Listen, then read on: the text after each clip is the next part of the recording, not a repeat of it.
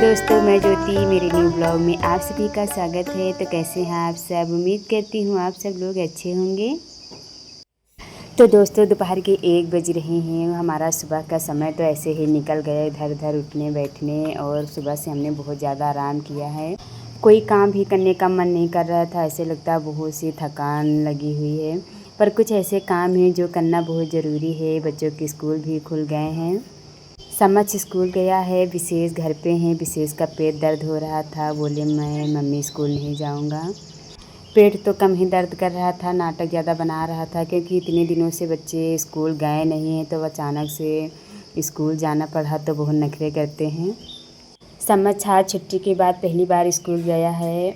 विशेष तो नहीं गया है। बच्चों की कापी किताबें भी ऐसी पड़ी थी, हमने कवर नहीं चढ़ाया था। मैम ने बोला था कवर चढ़ा देना। हमने सोचा मैं छुट्टी में बच्चों के किताबों में कवर चढ़ा दूँगी, लेकिन समय नहीं मिला। आप लोग तो जानते ही, पापा जी बीमार चल रहे थे। उसके बाद पापा जी एक्सपायर हो गए, इनका काम तिरही हुआ और सारी छुट्टी इसी में चली गई। इस बार छुट्टी में बच्चों को कहीं घुमा फिरा भी नहीं पाए। और 10वां होने के बाद लोग बोलते हैं कि 1 महीने के अंदर अपने मायके जाना चाहिए। तो मैं 1-2 दिन के लिए वहाँ गई थी, फिर मैं वहाँ से आई। फिर उसके बाद हमने कोई वीडियो शूट नहीं किया। 1-2 दिन बहुत अजीब सा लग रहा था, बहुत थकान तो अभी भी बहुत मालूम दे रही है।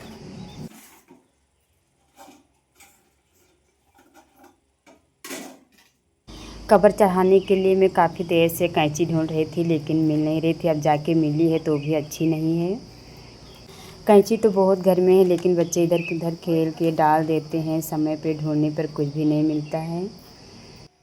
हमने सुबह का खाना बनाया था, सब लोगों ने खाया था। बर्तन भी ऐसे पड़े थे, तो मम्मी ने बर्तन धुल डाला है। और 1:30-2 बज गए हैं, बच्चों की छुट्टी भी हो गई है। बच्चों की हमारी बैग भी फट गई है, ड्रेस भी लाना है। और इस समय बहुत दिक्कत घर में चल रही है, जेब एकदम खाली पड़ी है। घर में पैसे कौड़ी की बहुत दिक्कत है और समझ में नहीं आ रहा बच्चों के लिए बैग और ड्रेस कहाँ से लेके आएँ। बच्चों के स्कूल में ड्रेस और बैग के लिए पैसा मिलता है, लेकिन वो भी अभी नहीं आया है, तो अपने पास से ही ख़रीदना पड़ेगा। वैसे हमारे बच्चे सरकारी स्कूल में ही पढ़ते हैं, और लोग कहते हैं कि बच्चों को सरकारी स्कूल में पढ़ा के बच्चों का भविष्य बेकार कर रही हो, उनका भविष्य बर्बाद हो रहा है। पर हमको तो ऐसा कुछ भी नहीं लगता है। हमारे यहाँ जो स्कूल है बहुत ही अच्छा स्कूल है। टीचर भी सारे बहुत अच्छे हैं, बहुत मेहनत करते हैं बच्चों के पीछे, बहुत तरह तरह से पढ़ाते हैं बच्चों को। और हमसे ज़्यादा बच्चों को वो प्यार करते हैं, अच्छे से समझाते हैं। और कक्षा 1 से 5 तक तो इंग्लिश मीडियम में भी स्कूल है, तो हमको तो ऐसा कुछ भी नहीं लगता। और चाह के भी हम बच्चों को अपने प्राइवेट स्कूल में नहीं पढ़ा सकते, क्योंकि हमारी इतनी बचत नहीं है। यहाँ 2 वक्त की रोटी खाना तो मुश्किल हो रहा है। समझ में नहीं आ रहा कहाँ से क्या करें। हस्बैंड जी कोई काम धंधा ढूंढते, उनको भी कोई काम धंधा नहीं मिलता है। हमने आपसे बताया था कि एक जगह जाते थे मज़दूरी करने, लेकिन वहाँ के ठेकेदार जो थे वो सही नहीं थे, पैसे नहीं दे रहे थे। वहाँ का तो काम छूट गया। और अब समझ के पापा बहुत परेशान रहते हैं, कहते हैं घर छोड़कर चलो कहीं बाहर निकल चले, कम से कम कोई वहाँ काम धंधा करेंगे, हम भी करेंगे, तुम भी करोगी। कम से कम बच्चों की अच्छे से पढ़ाई हो जाएंगी, बच्चे एक एक चीज़ को तरसेंगे तो नहीं। और हमें भी लग रहा है ऐसा ही करने पड़ेगा, क्योंकि यहाँ कोई काम धंधा मिल नहीं पा रहा है।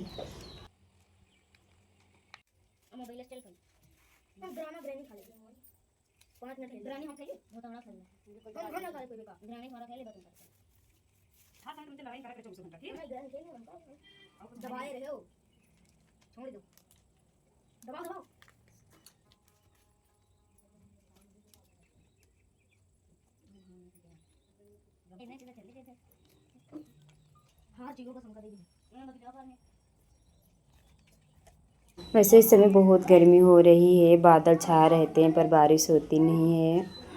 और 2-3 दिन से तो गर्मी रिकॉर्ड तोड़े हुए है, कोई काम भी करने का मन नहीं करता। मम्मी बर्तन पड़े थे धुल चुकी हैं, खाना खा रही हैं। हमारे कबर भी चढ़ने वाले हैं और बच्चे मोबाइल देख रहे हैं। बच्चे बस स्कूल से आते हैं, बस तुरंत मोबाइल में जुट जाते हैं। जब तक मोबाइल नहीं देख लेंगे ना कुछ खाएंगे ना तो पढ़ाई करेंगे। इनका रोज़ का नियम है, आधा घंटा मोबाइल देखते हैं और आधा घंटा टीवी देखते हैं। दिन में 1 घंटा इनका रोज़ाना का नियम है मोबाइल देखना और टीवी देखना। हमारा घर भी बहुत गंदा पड़ा है, सब लिपाई करने वाला है। पापा का 10वां था तभी हमने घर की लिपाई की थी, अभी हमने तब से घर की लिपाई नहीं की है।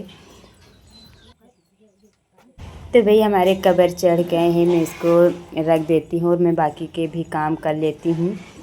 कल हस्बैंड जी बाज़ार गए थे तो वहाँ से मैंगो लेके आए थे, तो बच्चे मांग रहे हैं कि मम्मी हमें आम खाने को दो। वैसे मैं ज़्यादातर अब घर में सतारी ही रहती हूँ, बाहर के कोई काम है, सिर्फ घर के ही काम रहते हैं। पापा जो किराए पर के खेत लिए थे वो भी सारे खेत छूट गए हैं पापा के जाने के बाद। तो अब अपने पास खेत भी नहीं, बस 4 बिस्वा खेत है, तो उन्हीं उसी में सिर्फ धान लगाना है, तो वो भी लग जाएंगे, ज़्यादा नहीं है। इसीलिए हस्बैंड जी कुछ ज़्यादा ही परेशान रहते हैं कि यहाँ रहेंगे तो क्या खाएंगे, इतना खेत भी नहीं है कि खाने के लिए अनाज हो जाए। घर में बहुत ज़्यादा सब फैलावन पड़ा है, इधर उधर बर्तन पड़े हैं, बच्चे जहाँ पीते हैं वहीं बोतल गिलास सब डाल देते हैं। और एक बात और है, इस समय हमारी गैस ख़त्म हो गई तो कुछ ज़्यादा ही दिक्कत होती है, परेशानी होती है। चूल्हे में खाना बनाना पड़ता है, बहुत गर्मी लगती है। छत पे टीन रखी, उसी के नीचे खाना बनाओ, ऊपर से टीन बहुत गर्म करती है और नीचे चूल्हा जलता है। गैस आज ही सुबह ख़त्म हुई है, मैं बच्चों के लिए हलवा बना रही थी कि अचानक से गैस ख़त्म हो गई। बच्चों को मैं आम दे देती हूँ क्योंकि बच्चे बहुत परेशान किए मम्मी आम, तो बच्चे शौकीन भी हैं आम खाने के, पर इस समय पता नहीं क्या आम अच्छे नहीं हैं, आम में ज़्यादा स्वाद नहीं है, इस बार खाने में ज़्यादा अच्छे नहीं लगते हैं। और जब बाज़ार में आम लेने जाओ तो तनिक भी चूक जाओ तो ख़राब रख देंगे, बेचेंगे कह के डाल वाले, उसी में आधी पाल वाली भी रख देते हैं।